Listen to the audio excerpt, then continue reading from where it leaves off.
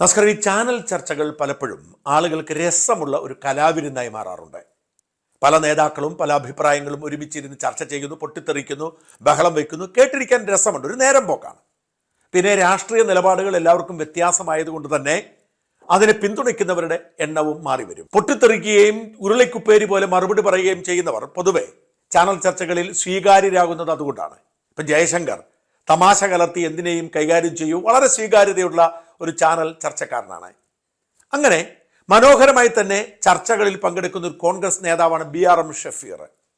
ഷഫീറിന്റെ ചർച്ചകളിലെ ആവേശം ഒരു പൊതുപ്രസംഗത്തിൻ്റെതുപോലാണ്. ഷഫീറിൻ്റെത് അടക്കമുള്ള ചില ചർച്ചകൾ പലപ്പോഴും നമ്മളൊക്കെ കൗതുകത്തോടെ കാണുകയും കേൾക്കുകയും പ്രചരിപ്പിക്കുകയും ചെയ്യുന്നു. ഇപ്പോൾ ഈ ചാനലുകളിലെ ചർച്ചകളൊക്കെ എടുത്ത് ഷെയർ ചെയ്താൽ, അതെടുത്ത് ഉപയോഗിച്ചാൽ കോപ്പിറൈറ്റിന്റെ പ്രോബ്ലം ഉണ്ടാകും. ചില ചാനലുകൾ നല്ലത് പറഞ്ഞാലും നമുക്കെതിരെ രംഗത്ത് വരുന്നത് കൊണ്ടാണ് പൊതുവെ ചർച്ചകളെ കുറിച്ച് പൊതുവെ ഒന്നും മിണ്ടാത്തത്. എന്നാൽ ചില ചർച്ചകൾ കണ്ടിൽ നിന്ന് നടിക്കാൻ ഒരു നിവൃത്തിയുമില്ല. അത്തരമൊരു ചർച്ചയാണ് കഴിഞ്ഞ ദിവസം, അതായത് പെരിയയിലെ കുട്ടികളെ കൊന്ന വൃത്തികെട്ടവന്മാരെ ശിക്ഷിച്ച ദിവസം മനോരമ ചാനലിൽ റാഷിദ് നടത്തിയത്. റാഷിദ് ചർച്ച നടത്തുന്നു. ചർച്ചയിൽ കോൺഗ്രസിനെ പ്രതിനിധീകരിച്ചുകൊണ്ട് BRM ഷഫീറുണ്ട്. VPP മുസ്തഫ എന്ന കാസർഗോഡ് മുതിർന്ന CPM നേതാവാണ് CPMനെ ന്യായീകരിക്കാനുള്ള ഗതികെട്ട അവസ്ഥയിൽ വന്നിരുന്നത്. CPMന് ഒരു ബന്ധവുമില്ല, CPM വളരെ നിരപരാധികളാണ്, ആരെയും കൊല്ലാറില്ല, കൊല്ലുന്നതൊക്കെ മറ്റു പാർട്ടിക്കാരാണ്, CPM രക്തസാക്ഷികളുടെ പ്രസ്ഥാനമാണ് എന്നൊക്കെ പറഞ്ഞ് വൃത്തികെട്ട ഡയലോഗുമായി കൊലയാളികളെ ന്യായീകരിക്കാൻ മുസ്തഫയോട് വന്നിരുന്നപ്പോൾ തീപ്പന്തമായി അഗ്നിഗോളമായി ആഞ്ഞടിക്കുകയായിരുന്നു ഷഫീർ. ഷഫീർ ആദ്യം ഒരു പ്രസംഗം കേൾപ്പിച്ചു, ഒരു കൊലവിളി പ്രസംഗം. 5 വർഷം മുമ്പ് എല്ലാ ചാനലുകളിലും വന്നതാണ്, മറുനാടനൊക്കെ കൊടുത്തതാണ്. കൃപേഷിനെയും ശരത്ലാലിനെയും കൊല്ലുന്നതിന് പ്രചോദനമായ പ്രസംഗമാണ്. അതായത് അവരെ ഏതോ പീതാംബരൻ, സുരേന്ദ്രൻ എന്ന് പറഞ്ഞ 2 നേതാക്കൾ, 2 പേരും ശിക്ഷിക്കപ്പെട്ട് ജയിലിലാണ്, ഇതിലെ കുറ്റവാളികളാണ്. പീതാംബരനെ ഇരട്ട ജീവപര്യന്തം കിട്ടുമെന്നാണ് കണക്കാക്കപ്പെടുന്നത്. സുരേന്ദ്രനെയും പീതാംബരനെയും കോൺഗ്രസ്സുകാരൊക്കെയോ എന്തോ ചെയ്തു, അതുകൊണ്ട് അവരുടെ ശവശരീരം ഞങ്ങൾ ചിന്നിച്ചിതറിക്കും, പൂങ്കുല പോലെ ചിതറും, ആ ശവശരീരം ചിതയിൽ വയ്ക്കാൻ പോലും ബാക്കി കിട്ടില്ല എന്ന് പറയുന്ന ഒരു കൊലവിളി പ്രസംഗമാണ്. ആ പ്രസംഗം കേൾക്കുക.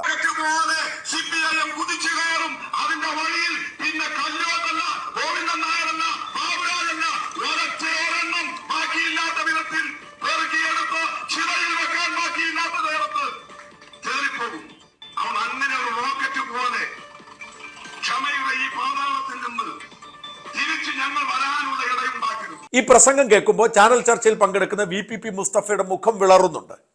മുസ്തഫ അസ്വസ്ഥപ്പെടുന്നുണ്ട്. കാരണം എന്താണെന്നറിയാമോ?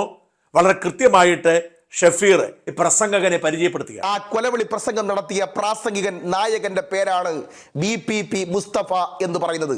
അയാളാണ് ഇവിടെ വന്നിരുന്നത് ചാരിത്ര പ്രസംഗം നടത്തുന്നത്.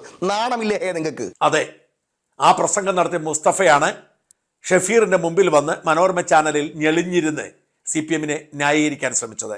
അക്ഷരാർത്ഥത്തിൽ CPMന്റെ മുഖമടച്ചു കൊടുത്ത് ഷഫീർ മുസ്തഫയെ കണ്ടം വഴി ഓടിക്കുന്ന കാഴ്ചയാണ് പിന്നെ കണ്ടത്. ഒരു പക്ഷേ ഇനി പീതാംബരനെ ആക്രമിച്ച കേസിൽ പ്രതിയാണെന്ന് തന്നെ ഇരിക്കട്ടെ, കൊല്ലാൻ നിങ്ങൾക്ക് എന്ത് അവകാശം?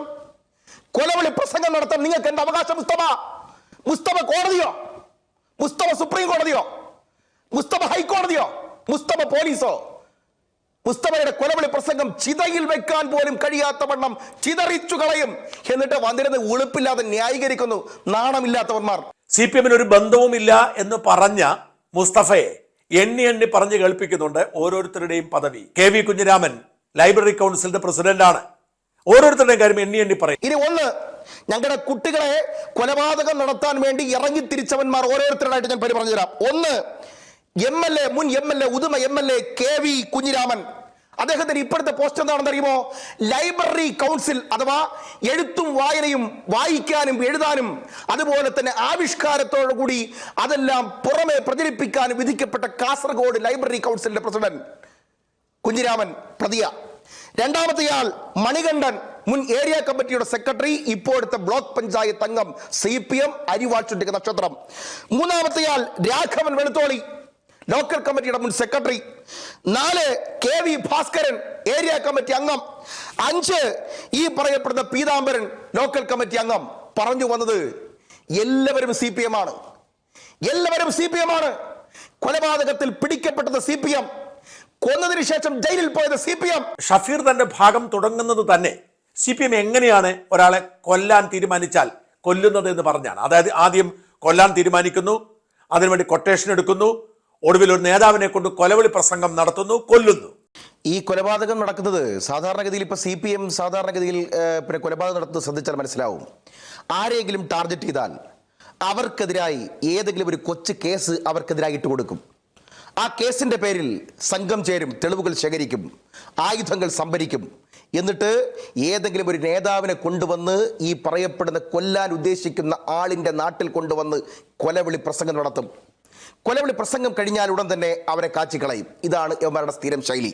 ഇതൊക്കെ കേട്ട് ഉത്തരം മുട്ടി മുസ്തഫ ഒരൊറ്റ ഇരിപ്പായിരുന്നു. ഇറങ്ങിപ്പോകണോ പ്രതികരിക്കണോ എന്നൊന്നും അറിയാതെ തൻ്റെ അടുത്തോടുകൂടി ഷഫീർ ഇങ്ങനെ മുസ്തഫയെ വെല്ലുവിളിച്ചപ്പോൾ വാസ്തവത്തിൽ കോൺഗ്രസ്സുകാർ മാത്രമല്ല സകല മനുഷ്യരും CPM-ന്റെ നികൃഷ്ട മുഖം കണ്ട് രോഷാകുലരായി. CPM-ന് മാത്രമേ ഇങ്ങനെ കൊല്ലാൻ പറ്റൂ. യാതൊരു കരുണയുമില്ലാതെ യാതൊരു മര്യാദയുമില്ലാതെ CPM കൊന്നു തള്ളി വളരുകയാണ്. ഷഫീറിനെ പോലുള്ള നേതാക്കൾ ഉള്ളതുകൊണ്ട് ഇതൊക്കെ തുറന്നു പറയുന്നത് മാത്രം. ഇതൊന്നും കേട്ടിട്ടൊരു കാര്യവുമില്ല.